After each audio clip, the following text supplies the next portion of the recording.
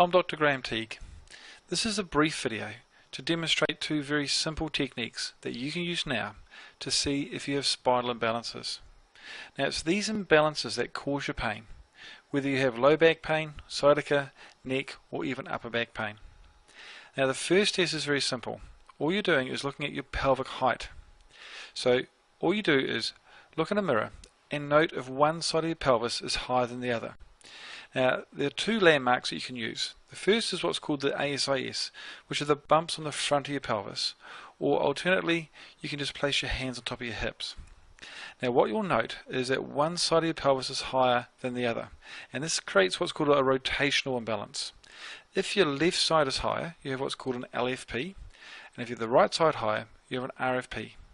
Now, the bigger the height change, the bigger the imbalance is occurring in your spine.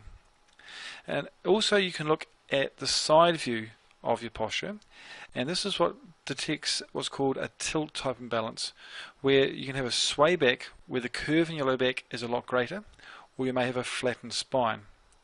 Now it's the pelvis which is the foundation of your spine, and it's the imbalances that are centered around here that can create pain throughout your spine, causing both muscle as well as joint tension. Now, a second test that you can use, which also confirms these imbalances, is what's called a straight leg raise. So simply lie on your back with your knees bent and then straighten one leg and raise it as high as you can until you can feel a pulling in the back of your leg or in your lower back. And then just repeat this for the other side. Now there are two things that you will note. First that you may find is you can lift one leg higher than the other side. Now if this is the case, then again it confirms that you have a rotational imbalance. Secondly, people should be able to lift their leg up to almost 90 degrees. Now if you find that you can't lift your leg up to 90 degrees, and if both your legs are similar, then you may have those tilt type imbalances.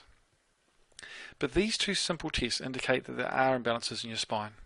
Now the greater the change, the more the imbalance.